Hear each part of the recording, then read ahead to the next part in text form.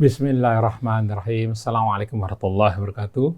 Allahumma sholli ala sayyidina Muhammad wa ala sayyidina Muhammad. Alhamdulillah kita berjumpa lagi hari ini di pagi yang cerah dalam acara renungan di bawah naungan Al-Quran bersama Ustaz Husain Alatas dan Ustaz Isa Al-Kaf. Alhamdulillah sudah hadir di studio. Kita akan membahas renungan di bawah naungan Al-Quran, membahas surat Al-Jasiyah ayat insya Allah mulai dari ayat 12 mengenai al-ihtilaf dalam pandangan Al-Quran seperti apa nanti akan diuraikan oleh Ustaz Husain dan juga nanti pengantar oleh Ustaz Isa ya. Salam Ustaz Husain. Waalaikumsalam warahmatullahi wabarakatuh. Baik, kita mulai acara ini dengan membaca Al-Fatihah. A'udzu billahi minasy syaithanir rajim. Bismillahirrahmanirrahim. Alhamdulillahi rabbil alamin. Ar-Rahmanir Rahim.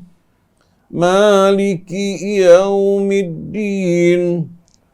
Iyyaka na'budu wa iyyaka nasta'in. Ihdinas siratal mustaqim.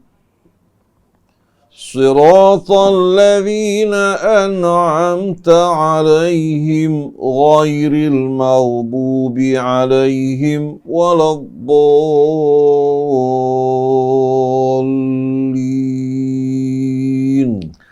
Alhamdulillah kita sudah baca Al-Quran surat Al-Fatihah. Mudah-mudahan Allah mudahkan kita dalam memahami apa-apa nanti yang disampaikan oleh guru-guru kita.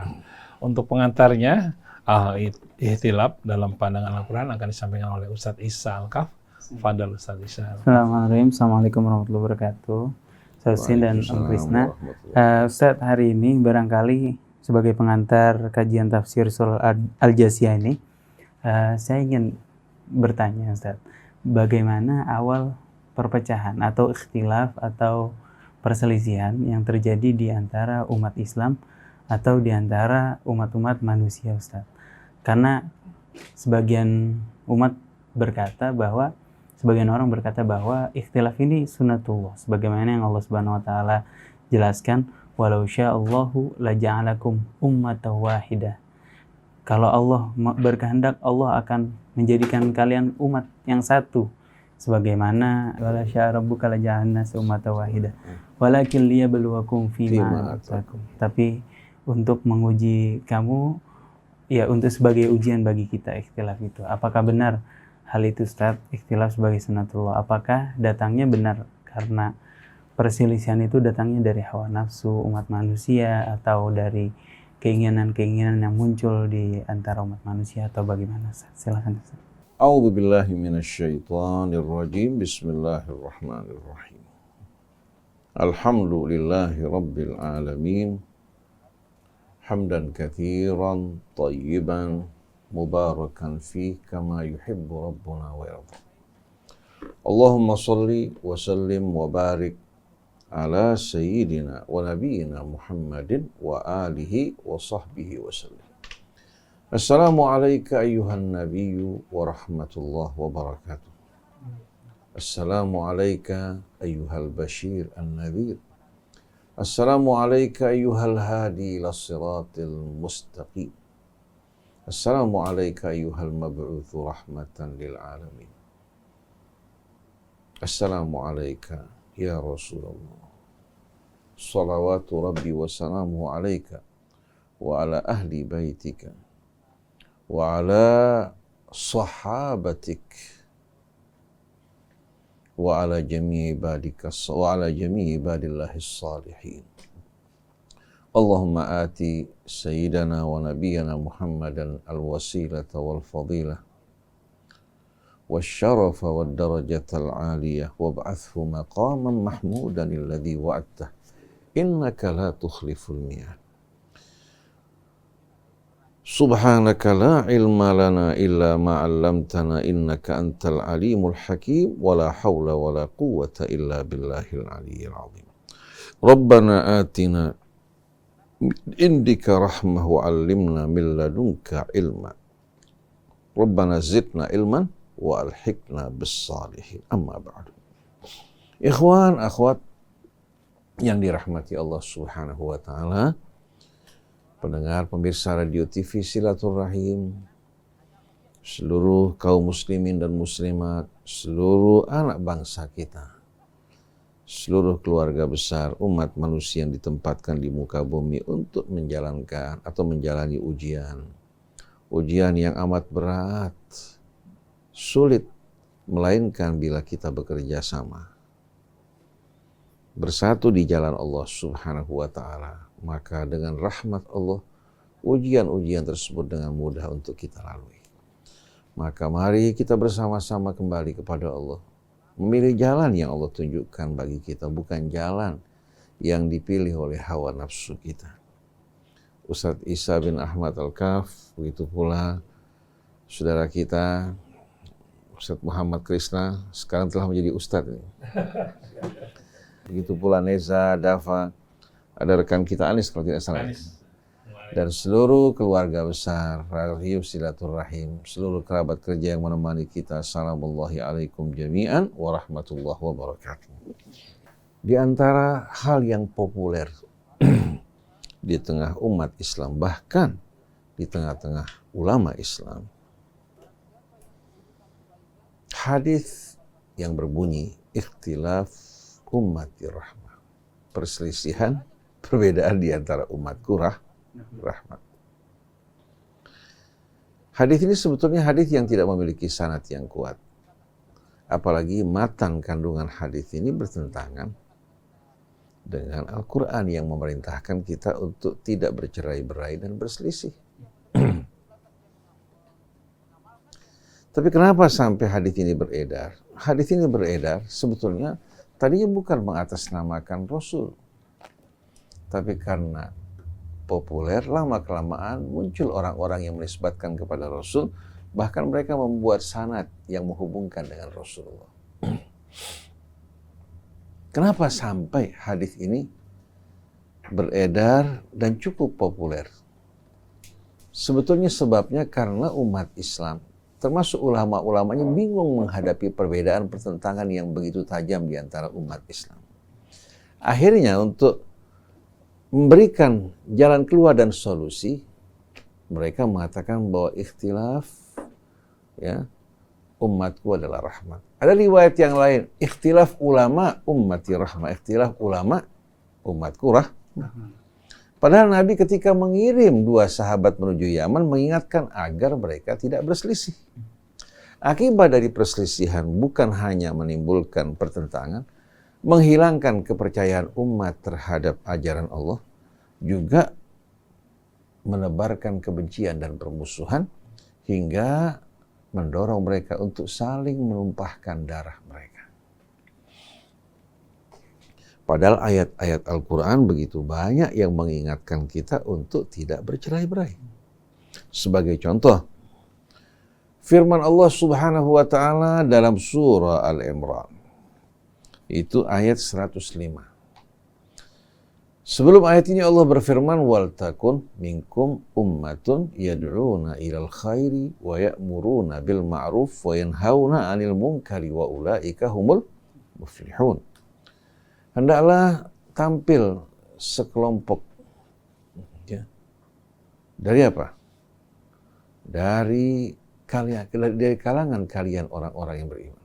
Wal takun minkum ummatun yad'una ilal khair. Hendaklah tampil di antara kalian ummah. Ummah di sini menunjukkan apa? Bukan hanya 1-2 orang, tapi apa? Terdiri, ya, dari satu kelompok orang yang berinduk kepada induk yang sama dengan visi dan misi yang sama, mengajak manusia kepada kebaikan. Mengajak kepada kebaikan bukan hanya disenangi, ya, oleh kalangan muslimin, bahkan orang di luar Islam juga menyukainya. Betul enggak? Walaupun mereka tidak melakukan, siapa yang menentang kebaikan? Kebaikan artinya segala yang bermanfaat bagi manusia. Yang menjaga kerukunan, menjaga juga kelestarian alam. Kemudian wa ya'muruna bil ma'ruf wa yanhauna 'anil munkar. Kita lihat di sini Allah gunakan ya'muruna bil ma'ruf wa yanhauna 'anil munkar. Mereka mengajak manusia Untuk apa? Untuk menghidupkan, mensosialisasikan al-ma'ruf. Dan mereka bersama-sama mencegah dari segala yang mungkar. Dalam bahasa Arab kata ma'ruf itu artinya sesuatu yang dikenal, yang diketahui, sedangkan mungkar sesuatu yang diingkari. Manusia yang diciptakan Allah Subhanahu wa ta'ala fi ahsani taqwim. Dari mulai pertama kali Allah ciptakan, manusia diciptakan dalam keadaan suci bersih, tanpa melihat latar belakang orang tuanya. Baik dia beriman, tidak beriman, apakah bapaknya seorang penjahat, ibunya seorang wanita lacur, tetap anaknya lahir dalam keadaan suci. Itulah asal muasal manusia. Bersama pengaruh lingkungan, pendidikan, juga hawa nafsu, akhirnya muncullah kotoran-kotoran yang menutupi fitrah manusia. Nah, kotoran-kotoran ini ya, sebetulnya masuk dalam kategori yang mungkar. Karena fitrah juga mengingkari hal tersebut. Tapi karena melekat ya, akibat perjalanan panjang, juga kecondongan hawa nafsu, banyak manusia walaupun tahu ini merupakan perbuatan yang diingkari, berat bagi mereka untuk meninggalkan. Sedangkan yang ma'ruf itu yang sejalan dengan fitrahnya. Bukan hanya berlaku untuk orang Islam. Fitrah setiap manusia mencintai kejujuran. Betul enggak? Sikap dermawan, tolong menolong, amanat. Ini merupakan hal yang ma'ruf. Nilai-nilai universal yang dikenali oleh manusia. Ya. Apapun latar belakangnya. Sedangkan yang mungkar adalah hal-hal yang diingkari oleh fitrah manusia, oleh nuraninya, walaupun dia menjadi pelakunya. Tidak ada koruptor yang bangga dengan korupsi. Tidak ada pencuri yang bangga dengan apa? Dengan perbuatan tersebut. Tidak ada seorang pengkhianat yang bangga dengan perbuatan khianatnya. Tidak ada perampok yang bangga dengan perbuatannya. Dia merampok di suatu tempat menutupi wajahnya. Karena malu dengan perbuatannya, begitu kembali ke kampung halamannya menggunakan kopiah putih, baju koko, menghadiri majelis-majelis ta'lim. Bahkan apa? Juga ikut memberikan sumbangsi bagi pembangunan masjid. Kenapa? Karena perasaan bersalah di hatinya. Seorang wanita lacur di satu kota, kembali ke kampung halamannya, mulai menggunakan jilbab, menghadiri majelis ta'lim, memberikan sumbangan juga untuk acara-acara apa? Keagamaan. Kalau ditanya apa pekerjaan ibu, nggak mungkin dia mengatakan saya seorang wanita lacur.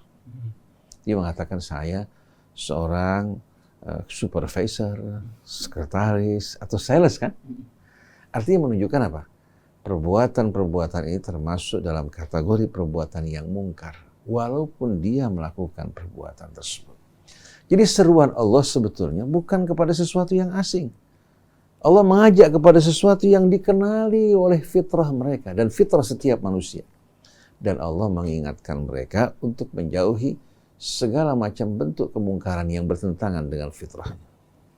Oleh karena itu, jalan sebetulnya para dai. Jalan para dai ini apa? Sebetulnya merupakan jalan kemudahan. Karena bukan mengajak kepada yang asing, ya, tapi mengajak kepada sesuatu yang ma'ruf, yang dikenal. Tinggal kita berupaya dengan cara yang penuh hikmah, nasihat yang baik, menumbuhkan iman di hati mereka, membantu mereka untuk meninggalkan kebiasaan-kebiasaan yang buruk. Jadi wal takum minkum ummatun, hendaklah tampil di tengah-tengah mereka satu umat, satu kelompok yang berinduk kepada induk yang sama, dengan visi yang sama, misi yang sama, mengajak kepada segala kebajikan. Memerintahkan umat ya, untuk menghidupkan yang ma'ruf hingga opini masyarakat dalam keadaan sehat. Wa yanhauna 'anil munkar, dan mencegah, memerangi segala macam bentuk kemungkaran. Karena begitu kemungkaran merajalela, orang terbiasa menganggap hal ini merupakan apa? Merupakan hal yang biasa, tanpa malu-malu mereka ucapkan.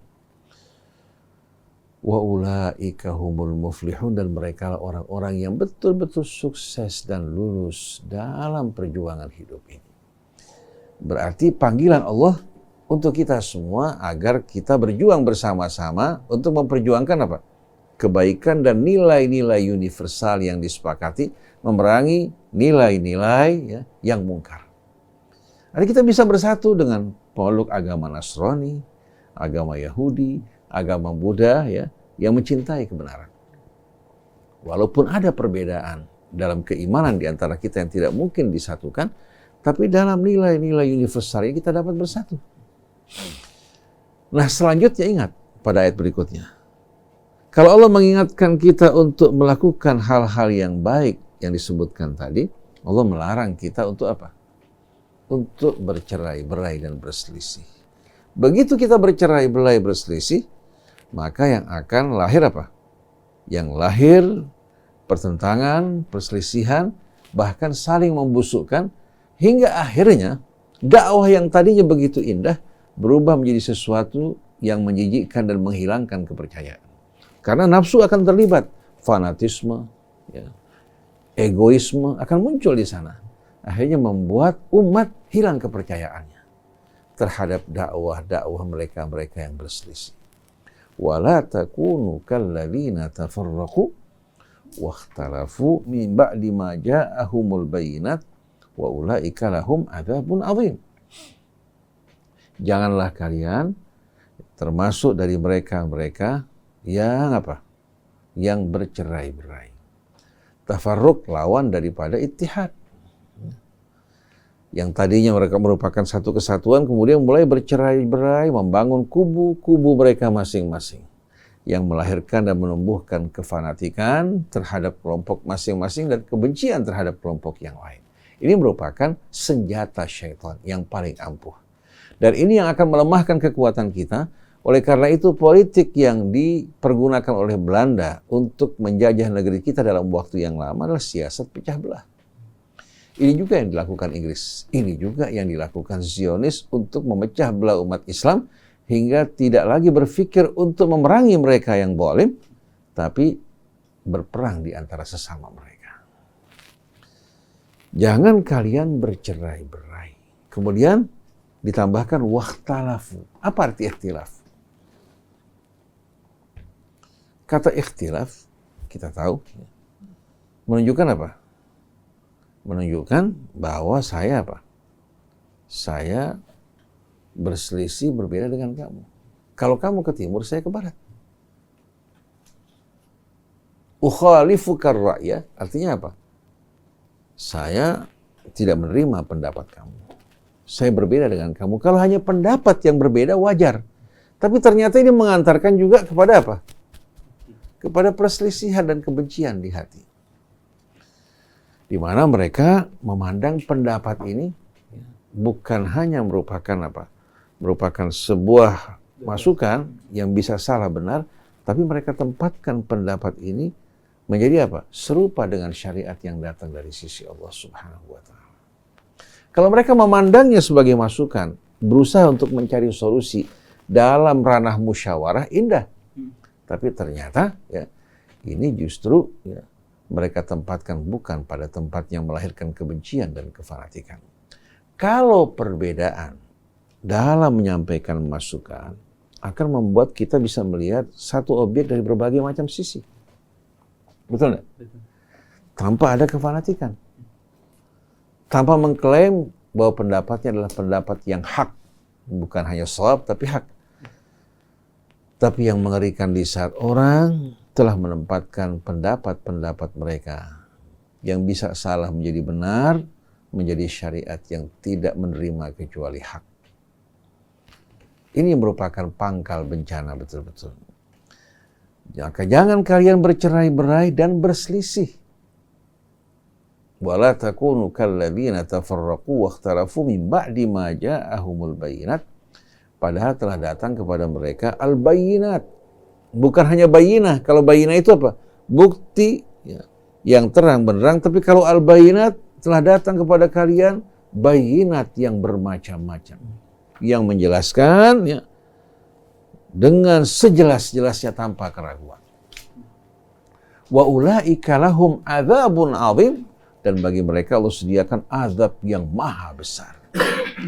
Jadi kalau Allah Subhanahu wa taala melarang kita bercerai-berai dan berselisih, berikhtilaf, Lalu saya bertanya, bagaimana mereka membenarkan hadis yang mengatakan ikhtilaf ummati rahmah atau ikhtilaf ulama ummati rahmah? Bagaimana yang dilarang oleh Allah Subhanahu wa taala mengantarkan apa? Kita kepada rahmah. Kemudian ayat berikutnya menjelaskan pada kita dua golongan. Satu golongan yang bercerai-berai, yang dikuasai kebencian hingga wajah mereka hitam kelam, mereka menjadi penghuni api neraka. Tapi sekelompok lagi manusia yang wajah mereka berseri-seri, terang benderang, karena jiwa mereka dipenuhi kecintaan. Berjalan di atas jalan Allah dan keridhaannya. Yauma tabyaddu wujuhun wa taswaddu wujuh. Hati-hatilah kalian. Di sini yauma di sini dalam bentuk mansub, ya. Berarti ada apa? Ada kata kerja sebelum wattaqu yauma apa? Tabyaddu wujuhun wa taswaddu wujuh. Hati-hatilah kalian dari satu hari di mana sebahagian manusia wajah mereka dalam keadaan putih cemerlang, penuh harap. Wa taswaddu wujuh, dan sebahagian manusia wajah mereka hitam, legam, gelap gulita, penuh rasa putus asa.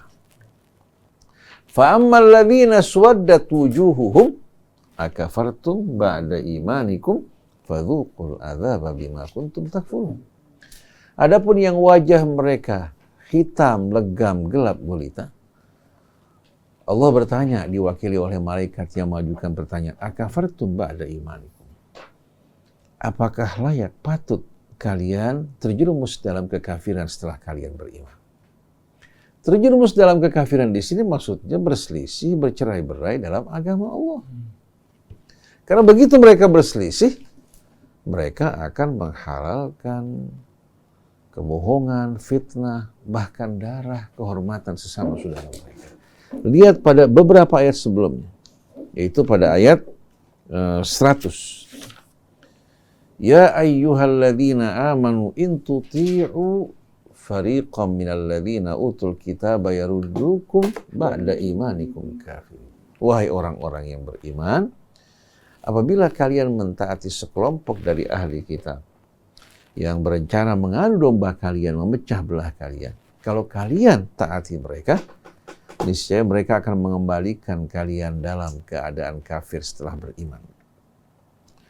Kita tahu dan ulama tahu bahwa sebab nuzul ayat ini mengisahkan atau menanggapi satu kejadian yang terjadi antara sahabat Rasul, kaum Ansor, yang sudah bersatu, saling mencinta, ya, rukun, dan ini merugikan kepentingan Zionis yang mengambil manfaat dari perang, dari penjualan senjata, begitu pula dari apa? Dari bankir-bankir mereka yang meminjamkan mereka pada saat butuh. Jadi perang menguntungkan siapa? Musuh-musuh Islam. Begitu juga dari peperangan mereka semakin memperkokoh, menancapkan hegemoni mereka. Akhirnya kaum Ansor terbagi dua, Aus sama Khazraj. Ya. Khazraj berpihak pada Bani Nadir, sedangkan Aus berpihak kepada Bani Quraidah. Yang berperang dua suku, yang diuntungkan adalah kepentingan Zionis yang meminjamkan uang, menjual senjata, ya, yang diproduksi untuk membuat peperangan semakin panas dan berkecamuk.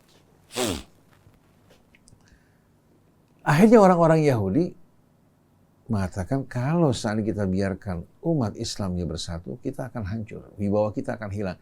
Karena orang-orang Zionis ini hidup dari mana? Dari kerugian. Bukan dari apa? Dari suasana yang stabil dan baik, tapi dari apa? Kerusuhan, dari peperangan mereka hidup. Oleh karena itu yang menciptakan senjata pemusnah massal siapa? Yang menciptakan senjata kimia, senjata biologi siapa?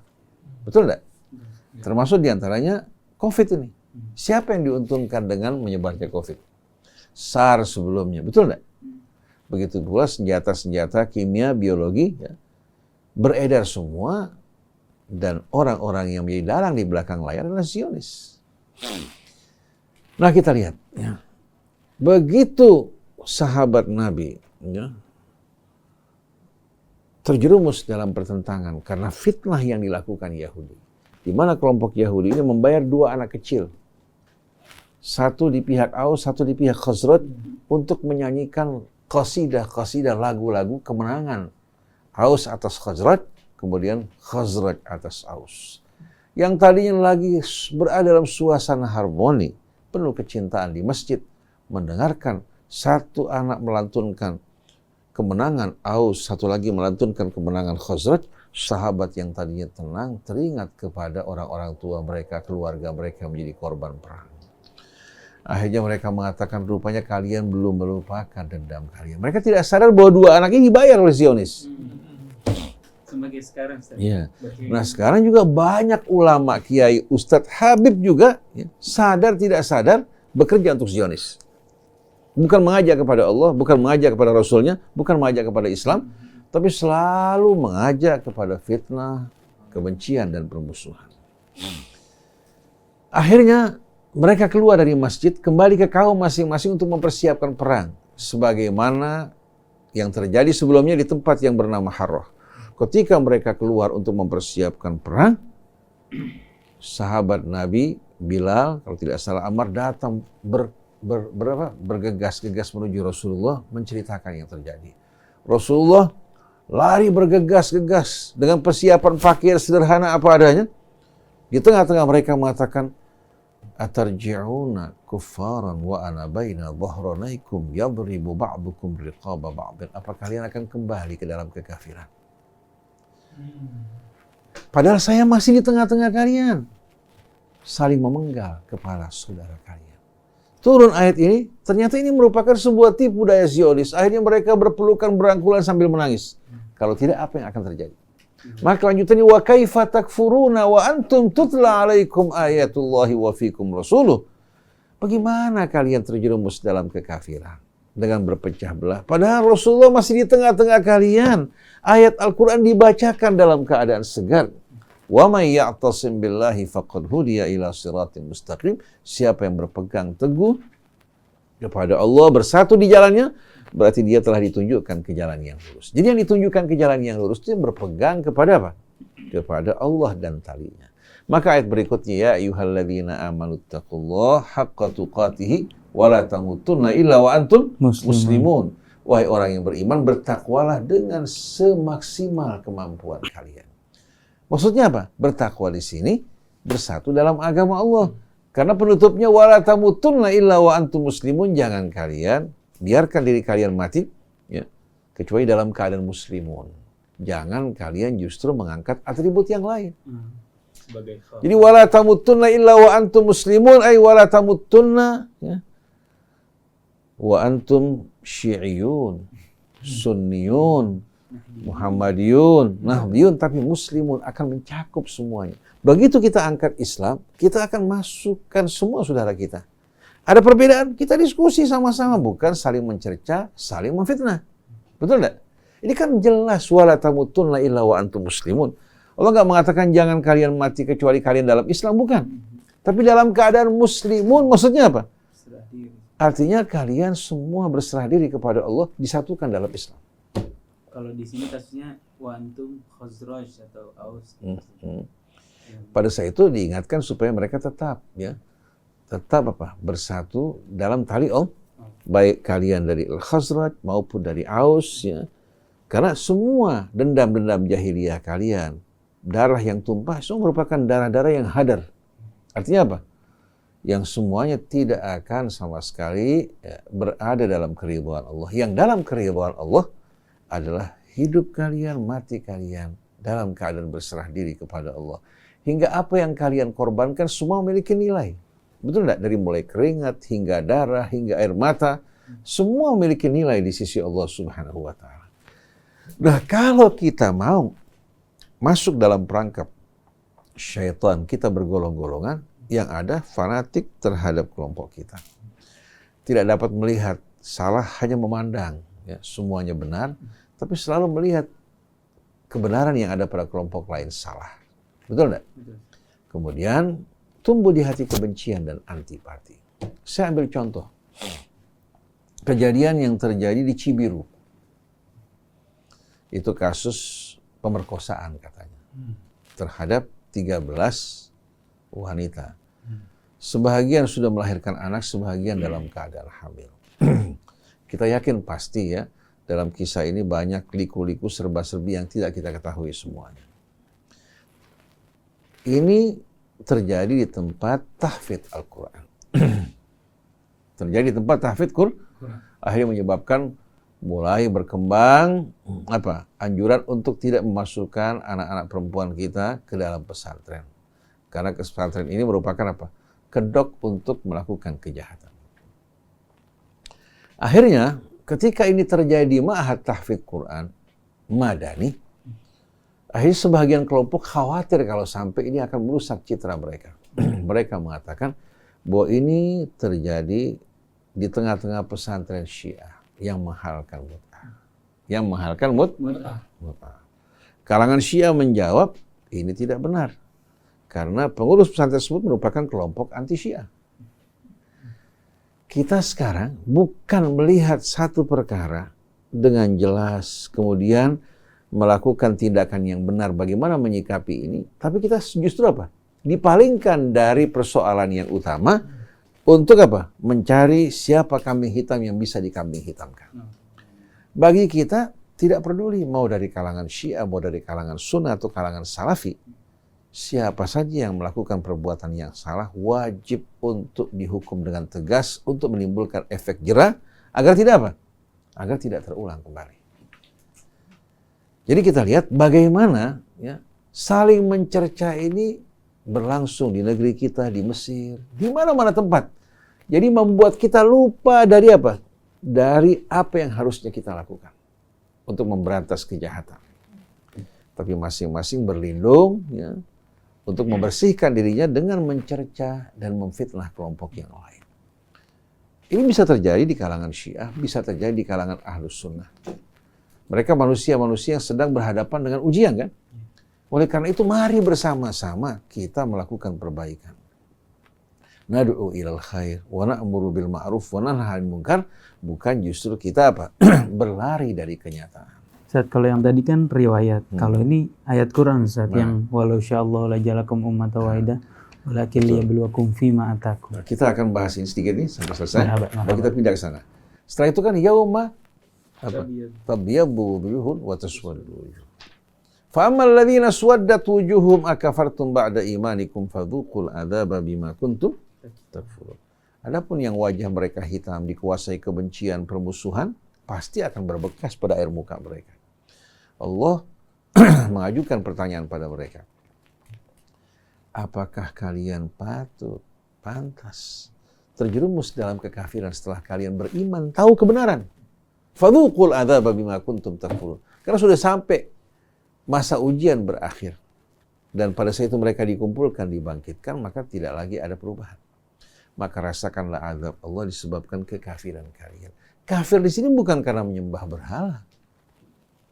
Kafir di sini bukan karena karena mereka melakukan syirik dalam arti yang umum dan dikenal, tapi mereka terjerumus dalam kekafiran karena mengingkari perintah-perintah Allah dan larangan-larangannya yang mengajak mereka bersatu, melarang mereka untuk bercerai-berai.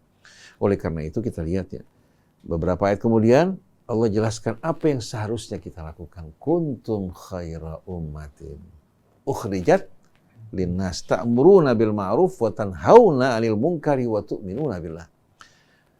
Kuntum, Allah enggak mengatakan antum. Kenapa? Karena ini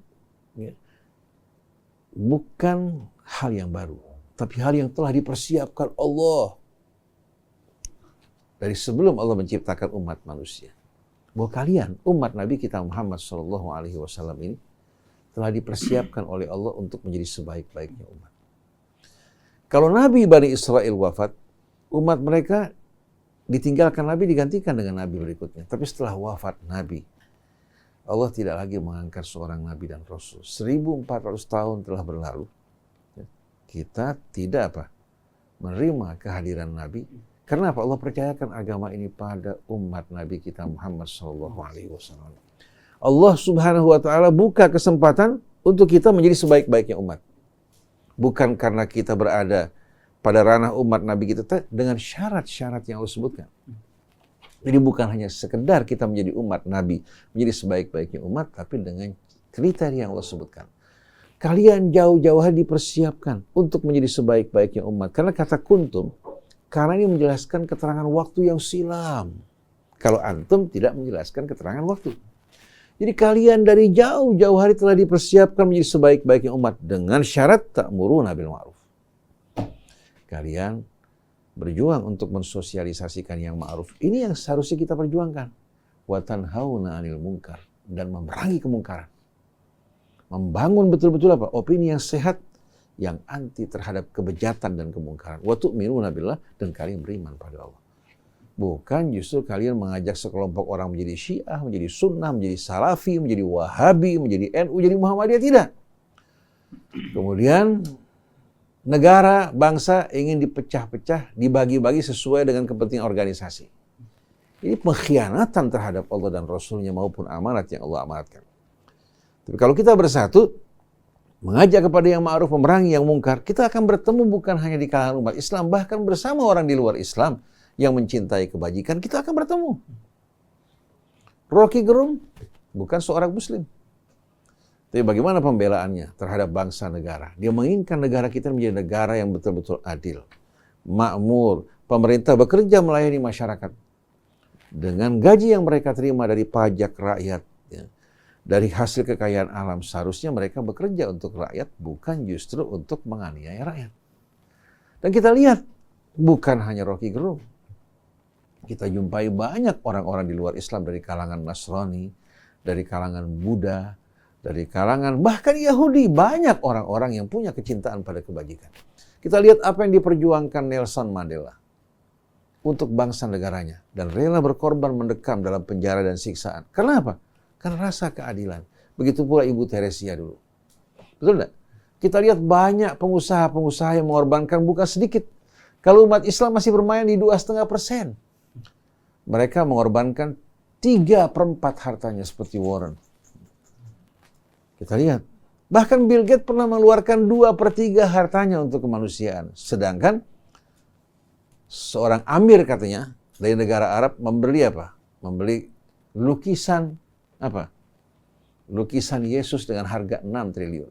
Lagi seorang emir yang mengorbankan hartanya untuk menyumbang sebuah apa? Kebun binatang di Inggris yang mendekati kebangkrutan. Jadi kalau kita lihat, menggambarkan mereka yang mengatakan sebagai orang Islam, bahkan keturunan Arab, ya, yang seharusnya mereka menghormati nilai-nilai yang datang dari Rasul, tapi kehilangan identitas.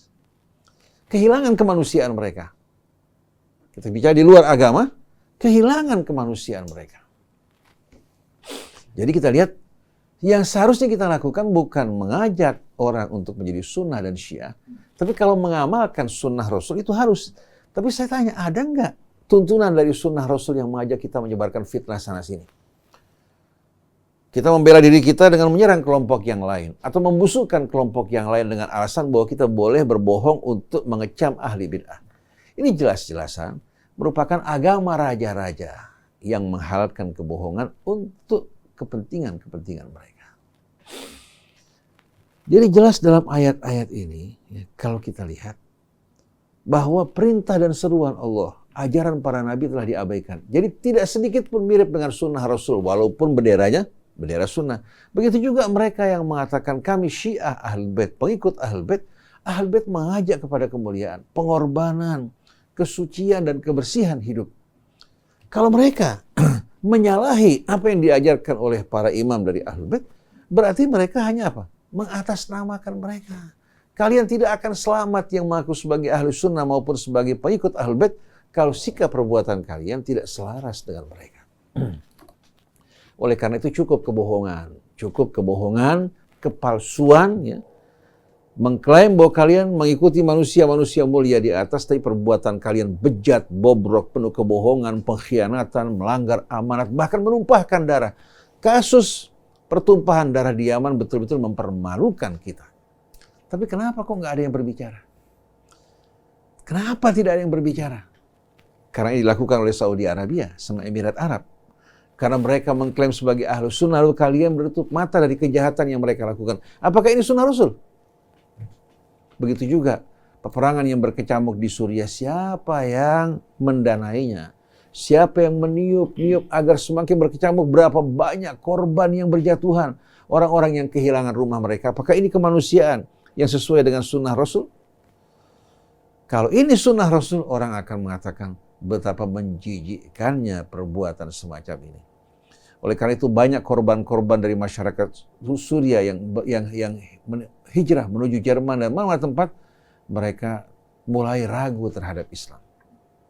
Padahal ini tidak ada hubungan dengan sunnah Rasul, dengan Ahlul Baitnya, tapi ini iblis dan Dajjal yang berpakaian sunnah Rasul dan berpakaian juga apa? Keluarga Rasulullah SAW. Tapi sunni yang sejati yang mengikuti sunnah Rasul yang begitu indah. Bukan menggiring umat ke dalam teror dan perpecahan. Pengikut Ahlul Bait yang sejati yang mencontoh Ahlul Bait dalam kemuliaan mereka. Bukan berjuang untuk dunia, tapi mereka berjuang untuk kebenaran, keadilan, walaupun diri mereka menjadi korban. Nah sekarang kita beralih kepada apa? Surah Hud. Betul tidak? Dalam surah Hud, Allah Subhanahu wa Ta'ala berfirman pada ayat 118.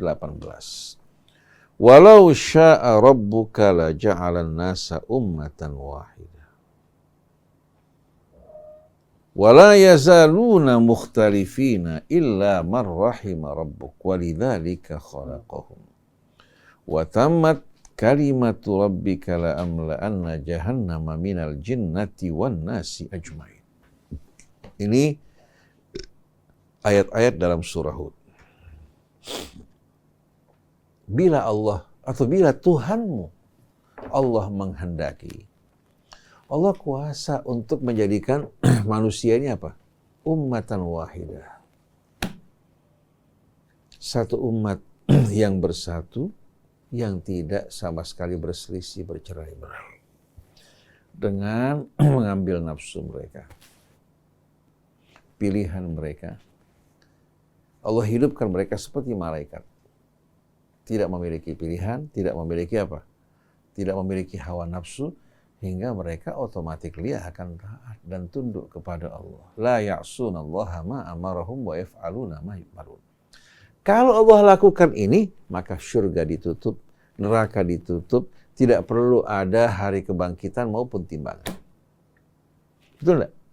Oleh karena itu malaikat ketika Allah mengatakan akan menempatkan hambanya atau makhluknya di bumi sebagai khalifah, malaikat mengatakan, masa kamu tempatkan di bumi makhluk yang akan merusak dan menumpahkan darah? Sedangkan kami selalu mensucikan engkau. Maksudnya kenapa bukan kami ditempatkan di bumi? Yang tidak mungkin akan menimbulkan konflik. Kalau khalifah pasti mereka diberikan pilihan.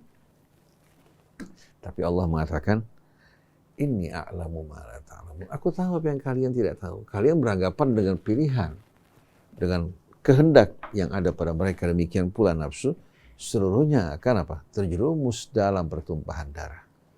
Di antara mereka dengan ilmu, ya mengajak mereka untuk melihat kebesaran keagungan Allah, beriman kepadanya. Banyak dari mereka bahkan yang rela mengorbankan diri mereka, harta mereka untuk kebenaran dan keadilan. Dari mulai pagi hari mereka menahan lapar hingga terbenamnya matahari. Yang mendorong mereka melakukan hal ini karena mereka melihat Allah, menginginkan Allah. Yang membuat orang rela mengorbankan harta mereka di jalan Allah, walaupun mereka suka, karena mereka menginginkan Allah dan ampunannya. Begitu pula yang membuat rela mereka berperang untuk menegakkan keadilan, menghadapi kezaliman, semua karena Allah. Jadi dugaan malaikat tidak semuanya benar, walaupun ada oknum-oknum manusia yang melakukan kejahatan. Jadi kalau Allah kehendaki, dengan kehendaknya kun fayakun, Allah bisa menjadikan manusia seperti malaikat ummatan wahidah. Wala yazaluna mukhtalifin. Dan manusia akan terus dalam keadaan berselisih. Karena apa? Karena mereka diberikan pilihan, diberikan juga kehendak dan hawa nafsu. Mau nggak mau apa? Pilihan pasti akan berbeda-beda. Maka dengan ini akan tetap manusia dalam keadaan berselisih.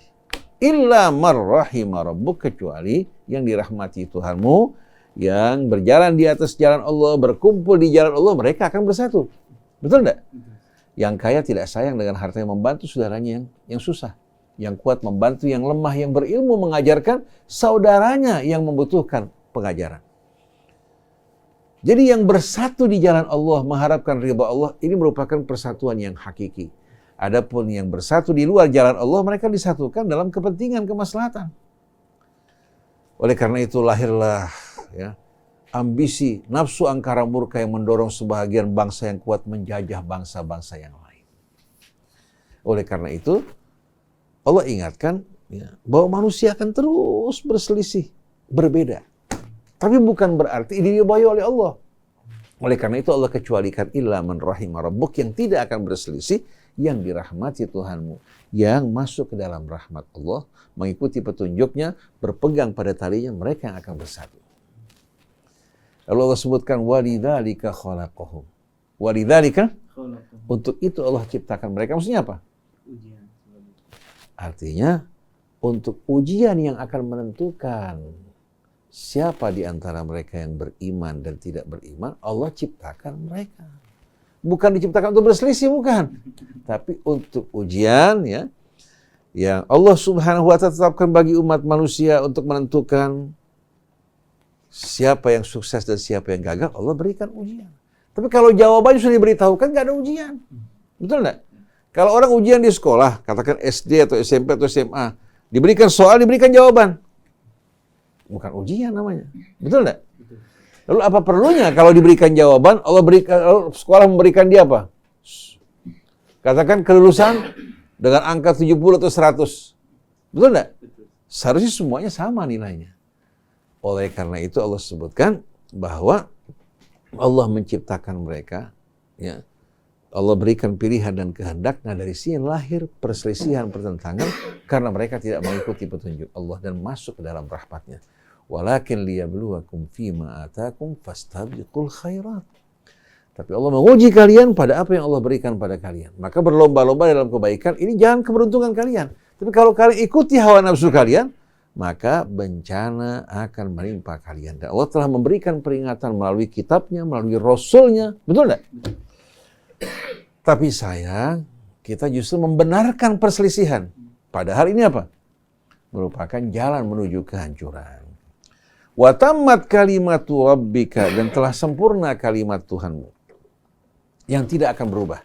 La amla'anna jahannama minal jinnati wan nasi ajmain, bahwa aku akan memenuhi api neraka jahanam dari jin dan manusia semuanya. Dengan sendirinya yang akan menjadi penghuni api neraka jahanam adalah mereka yang ingkar dan kafir. La amla'anna jahannama ya minal jinnati wan nasi ajmain. Di sini bukan berarti apa?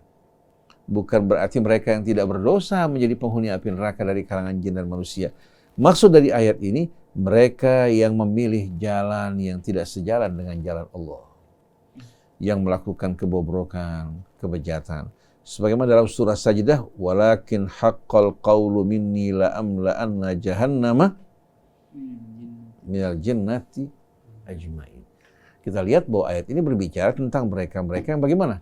Yang zalim. Walau tara idzil mujrimuna nakisu ru'usihim inda rabbihim rabbana absarna wa sami'na farji'na na'mal salihan inna muqinun walau syi'na la ataina kulla nafsin hudaha walakin haqqal qawlu minni la amla'anna jahannama minal jinnati wan nasi ajmain. Jelas ayat ini menunjuk kepada mereka yang zalim. Betul enggak? Jadi kalau seandainya engkau menyaksikan mereka-mereka yang melakukan kejahatan, menundukkan kepala mereka di hadapan Tuhan mereka, mereka mengatakan, ya Allah, kami telah melihat sekarang. Dulu kamu beritakan, sekarang kami lihat dengan mata kepala kami. Wa sami'na, kami siap untuk taat ya Allah. Farji'na na'mal salihat, kembalikan kami untuk mengerjakan amal saleh. Inna muqinun, sekarang kami yakin. Terang aja kelihatan sudah. Betul enggak? Kemarin ujian, sekarang kamu saksikan dengan mata kamu sendiri. Lalu mereka minta dikembalikan, padahal masa ujian sudah berakhir. Dijawab oleh Allah, kalau kami kehendaki walau syi'na. Ya, dengan kekuasaan kami apa? La ataina kulla nafsin hudaha. Enggak perlu ujian lagi, kami berikan hidayah pada setiap jiwa. Walakin haqqal qawlu minni la amla'anna jahannama minal jinnati wan nasi ajmain. Tapi telah jatuh ketetapanku, aku akan memenuhi api neraka dari jin dan manusia semuanya. Yang bagaimana? Yang zalim tadi, yang mujrim. Oleh karena itu berikutnya, fadzuqu bima nasitum liqa yaumikum hadza. Maka rasakanlah azabku disebabkan kalian melupakan hari perjumpaan kalian ini hingga kalian melakukan apa saja yang kalian inginkan. Inna nasinakum. Kami juga melupakan kalian pada hari ini.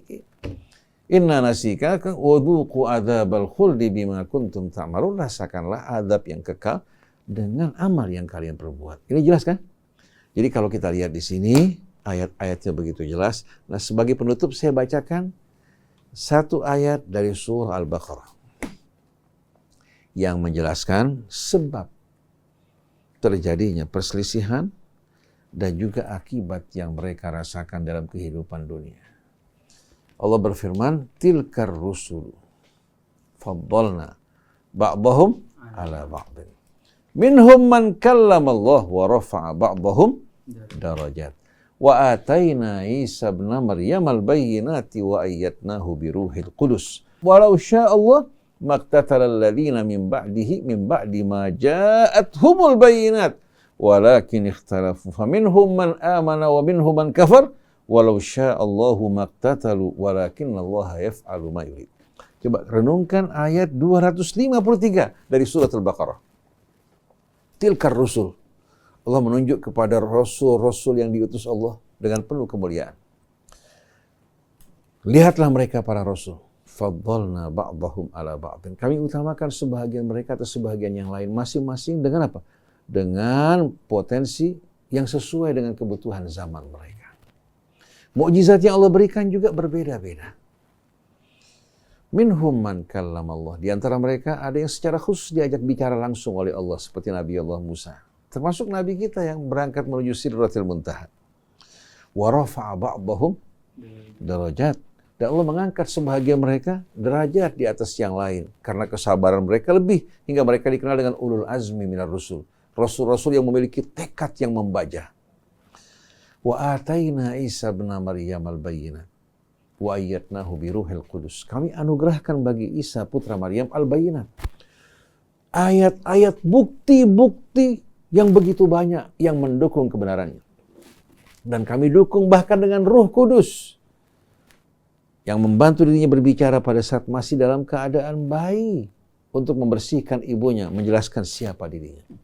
Qala inni Abdullah ataniyal kitaba wa ja'alani nabiyya wa ja'alani mubarakan aynama kuntu wa awsani bis salati waz zakati ma dumtu hayya wa barran bi walidati wa lam yaj'alni jabbaran syaqiyya wassalamu alayya yawma wulidtu wa yawma amutu wa yawma ub'atsu hayya. Ini ucapan Isa ketika pada saat bayi untuk menjelaskan siapa dirinya dan menjelaskan kesucian ibunya. Ini tidak terdapat dalam Injil. Quran turun tangan untuk membersihkan Isa dari tuduhan yang tidak patut, begitu pula ibunya. Ini menjelaskan bahwa kita bukan umat yang hanya beriman pada Nabi kita. Kita memperjuangkan kesucian Nabi kita, begitu pula kesucian Nabi-Nabi sebelumnya. Setelah itu apa? Walau syaa Allah maqtatala alladziina min ba'di ma ja'athumul bayyinat. Kalau Allah kehendaki, Allah bisa turun tangan dengan kekuasaannya untuk mencegah mereka berperang satu sama lain. Jadi kalau Allah kehendaki, mereka tidak akan berperang, ya, saling membunuh satu dengan lainnya. Walakin ikhtalafu. Tapi mereka meninggalkan petunjuk Allah, bimbingannya, memilih untuk berselisih. Faminhum man amana wa minhum man kafar. Di antara mereka ada yang beriman, yang berpegang pada tali Allah. Wa minhum man kafar. Sebahagian mereka ada yang ingkar. Setelah itu apa? Walau sya'allahu maqtatalu. Bila Allah kehendaki, mereka tidak akan saling membunuh dan berperang. Walakinnallaha yaf'alu ma yurid. Tapi Allah melakukan apa yang Allah kehendaki. Yang Allah kehendaki adalah menjadikan kehidupan dunia ini sebagai ujian bagi kita. Itu kehendak Allah. Bukan berarti kamu berperang kehendak Allah, berselisih kehendak Allah, salah besar. Berselisih perbuatan yang dilarang oleh Allah. Kehendak Allah menjadikan kalian sebagai khalifah di muka bumi. Allah berikan pilihan, berikan kehendak, berikan ilmu. Tapi ada juga nafsu. Kemudian Allah turunkan kitab dan kirim Rasulnya. Berarti Allah Subhanahu wa ta'ala apa? Telah membebaskan dirinya dari apa? Dari apa? Dari tuduhan-tuduhan bahwa Allah tidak sama sekali memberikan penerangan petunjuk kepada mereka. Walakinnallaha yaf'alu ma yurid ayyuridullahu an takunu khulafa'a fil ard. Allah ingin kami menjadi khalifah di muka bumi. Allah kirim Rasulnya, turunkan kitabnya. Bahkan Allah menjanjikan rahmatnya bagi yang taat. Dan bagi yang bertaubat, bagaimanapun besar dosanya, Allah akan ampuni. Tapi manusia tidak sadar. Nah, kejadian di negeri kita saat ini. Sebagian mengklaim sebagai ahlu sunnah, tapi nggak mengikuti sunnah Rasul. Sebagian mengklaim sebagai pengikut Syiah, tapi nggak mengikuti keluarga Rasul. Apabila terjadi sesuatu, bukan mereka bersama-sama ya, mencari solusi yang tepat, tapi saling menuduh. Oleh karena itu, saya terang-terangan merasa jijik yang luar biasa dengan sikap seperti ini. Kenapa? Karena korbannya sudah terlalu banyak. Oleh karena itu, saya jelaskan dengan terang bahwasannya kita bercuci tangan dari perbuatan mereka. Fa in tawallaw faqulu syahadu bi anna muslimun. Kalau mereka berpaling, tidak mau bersatu dalam kalimat Allah, maka saksikanlah bahwa kita adalah orang-orang yang muslimun, berserah diri kepada Allah. Saya tahu bahwa seruan semacam ini nggak disukai oleh mereka yang dikuasai kefanatikan. Betul nggak? Betul, Ustaz. Sampai orang bilang, Ustaz ini pelin-pelan, nggak jelas apa golongannya. Saya bilang, setelah Islam, saya nggak butuh nama yang lain. Kalau ada dalilnya dalam Al-Quran, siap. Kamu mengatakan saya pelin-pelan karena mengatakan saya Muslim. Saya lagi bingung kalian memberikan nama untuk diri kalian tanpa dasar dari sisi Allah. Fa'ayul fariqaini ahaqqu bil amni in kuntum ta'lamun. Maka siapa di antara kita yang harus merasa aman? Kalian yang meninggalkan nama yang Allah ridhai menggantikan dengan nama-nama yang enggak jelas? Apa kami yang menggunakan nama Allah? Dan mudah-mudahan bukan hanya nama, tapi sesuai dengan jalan hidup kami yang selalu ingin berserah diri pada Allah. Kami tidak ingin saling salah menyalahkan, tapi ingin melakukan muhasabah dan mengajak manusia kepada yang baik, mengajak kepada yang ma'ruf dan mencegah dari yang munkar. Insya Allah pembahasan kita akan lanjutkan kembali dalam hal ini karena masih banyak ayat-ayat yang belum kita bahas dan sebab-sebab terjadinya perselisihan.